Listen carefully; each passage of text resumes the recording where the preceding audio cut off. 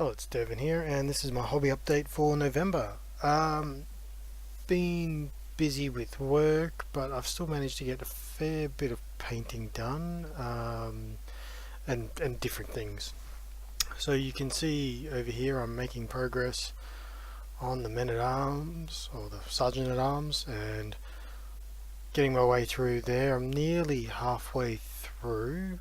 Got some guys coming along here, and it's the when you're painting the horde, it's difficult, but one of the things I have done while I'm doing this is I'm challenging myself a bit here to, if I grab one of these guys and do a bit of a comparison, to try and improve as I go along.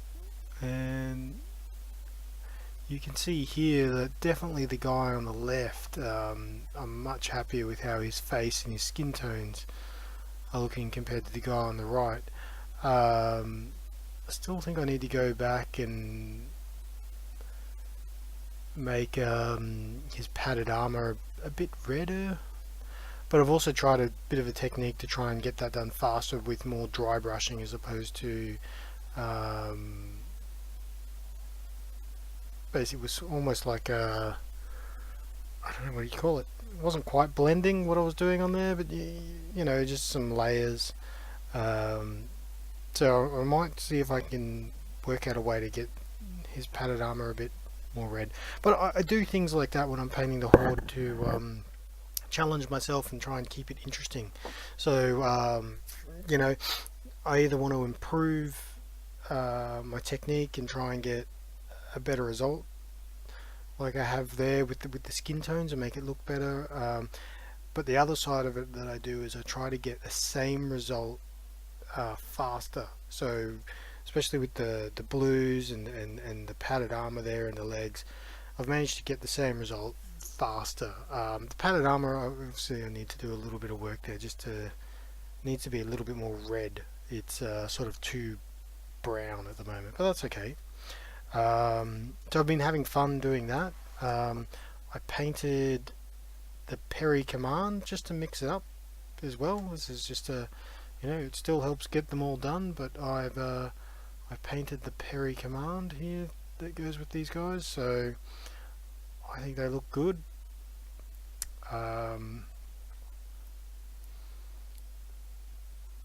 Quite happy with how they turned out. And on this guy here, I did his shield.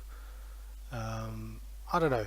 I basically did his line in gold as opposed to yellow, just to see how that would stand out. I might need to add something else to his shield just to make him stand out a bit more. Still need to do the banner for them. Just trying to work out what I want that to be. So actually, while I'm talking about them, I should really talk about the Winsor Newton Series 7, because I've been doing a fair bit of painting, and I painted them with this. I've been using them on the other guys, and you can see I still keep it in the plastic sleeve. I'm a little, or the plastic cylinder. I'm, let's say, overly protective of it. It's an amazing brush to use, but it is expensive. Let me get it out of the box here. I think that the main thing about it is the brush, or the bristles. The tip there is just amazing, and it always comes back. And the belly of the brush, it really holds paint well, and you can really thin your paint down much further, and it seems to hold it well. So this is a size 0. Ooh, let me just hold that in front of the camera for you. And I think it's an amazing brush. It's allowed me to try some techniques which I was struggling with before, like things like wet blending and things like that. I think you can see mainly on this guy's face, potentially the skin tones there around from his cheek, if I can ever get it to focus on him.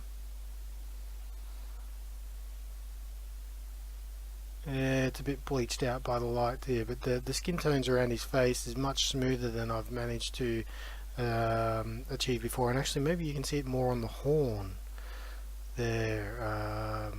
That came out really well and was quite, yeah, so the things that I've been struggling with before in doing this was, yeah, it seemed to have helped. The other thing is when I did the shields, because I had to do 3 more shields for these guys, um, it's either the brush made it really easy or it was just muscle memory painting those lines, but let's just say I did those 3 straight up and it wasn't a problem. I just bang, I did the 3 and it was all over. It wasn't like when I did the 50 before. It seemed much easier this time. I think the brush had a lot to do with that, but I think also after painting 50 of them, I, yeah, I don't know. I don't know. But this brush is amazing. Let me see if I can just grab some of the army painter ones that I've been using as well and try and explain the difference a little, if possible, even though I'm not really an expert at brushes. But these are the army painter ones I've got here, the quickest ones I could grab, and you can see their tips, and you can see that they don't come together as well. And these are only a couple of months old, but they seem to lose their tips very quickly. They don't hold as much paint, but I can get 3 of these. They come in their packs of 3 for about $15, and it cost me about $30 for the Winsor Newton. Now I still need to hunt around and see if I can get that, but basically that makes this brush 6 times as expensive as one of the army painter brushes, which is, expensive. So I think it's a great brush. I don't think you should run out and buy it. If you can afford to, do it, because I think if you can afford to and you enjoy painting, do it. I think you'll really like the brush and the results you get from it. But I don't know. I'm going to buy some more, but it's because they're so expensive. I don't really want to go out there and say to everyone, go and buy these brushes, because the other brushes you get by and you paint with and it works out. But yeah, definitely I'm going to buy some more of the Winsor Newton Series 7. So yeah, I think it's been great, and yeah, I don't know, now I'm running around in circles with my words here. So I'll move on. One of the other things I wanted to show is I've had this box,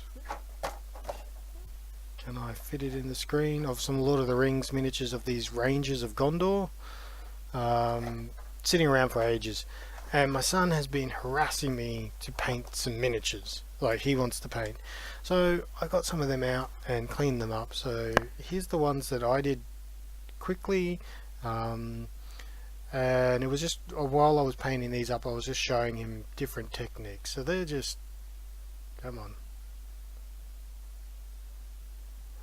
they were just done pretty quickly just to show off different techniques of painting to him. And here's the 2 he did. So he's not 7 yet, he's almost 7, will be 7 in about a month. So you can see he's a bit messy here and there, and he was very rushed. Well, not rushed. Yeah, he rushed himself. He was very. If he just slowed down, and you can see parts where he's kept the right sections, the right colours, and he's done really well.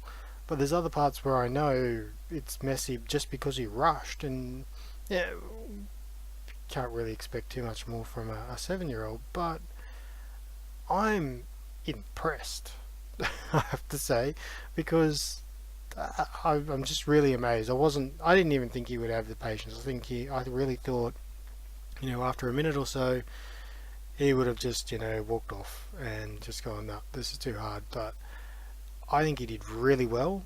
He's for a 7-year-old, and I just thought I'd show couple of wood elves here. These are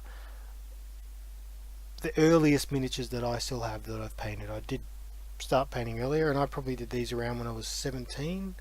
So, 10 years older than him, than he is now. And, I was clearly enthusiastic back then. I did the eyes. But you can see all I've tried to do here is just block out the main colours. I think I did a bit of dry brushing here. Look at that. But I compare these, and maybe it's the sculpts, because I'm not impressed with those sculpts.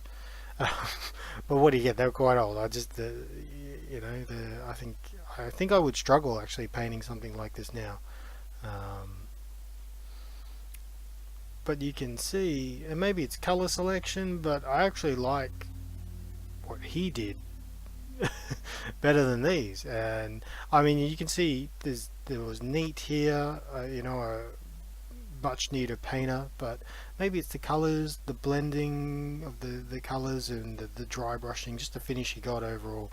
I think looks pretty good. So he's gonna want to paint up a few more soon, so we'll be doing that.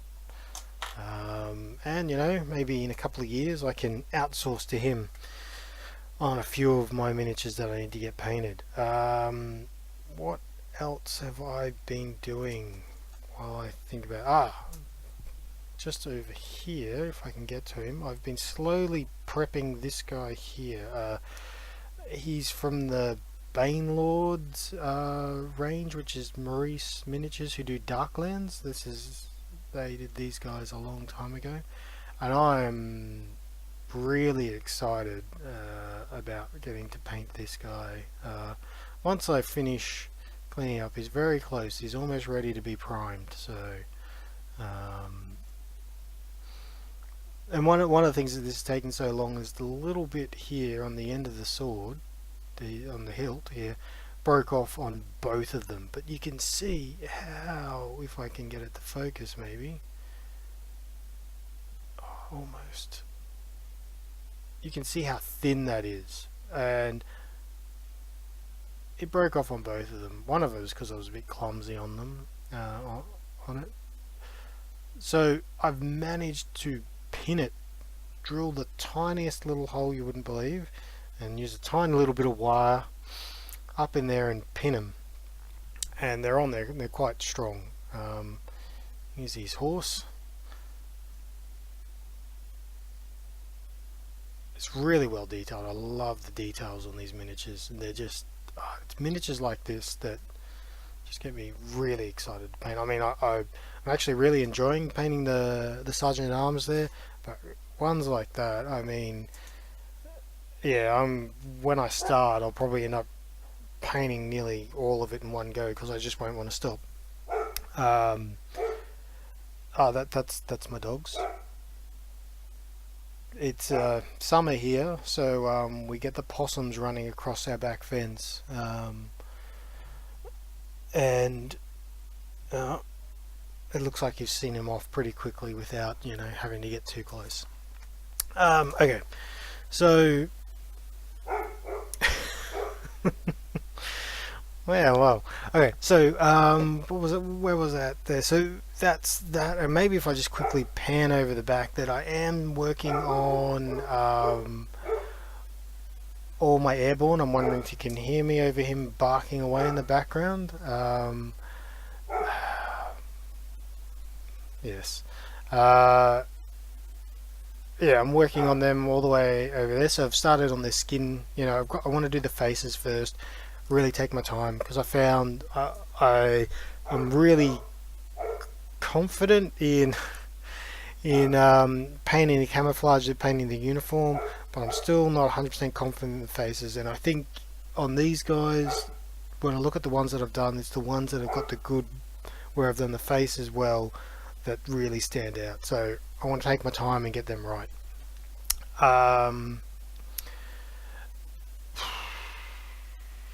And there's a Jeep. This is my SAS Jeep that I've put together. Got some colour on, and I've been working on him as well. So yeah, not too much is done there, but it's a good start, and there's still a fair bit to go. So that's just, yeah, so I can chop and change between what I'm doing just to mix things up if I need to get some motivation. So let's say the plan is from here is that I want to finish five of these, at least five of these sergeant at arms a week. Um, and there's probably a week or two there where I need to do um, 10, so I'll be really knuckling down and getting them done, to try and free up my time to then get into my um, British bolt action army, my paratroopers and my SAS, so I can finish all of these guys by the end of the year, because that's my plan, and I'm really pushing to do that. When I get close to Christmas, I'm going to have some holidays, so I'll definitely be able to kick into high gear there as well. So I've been talking for a while here, and I have no idea really what I've talked about. So have fun, keep hobbying, and I'll talk to you next time.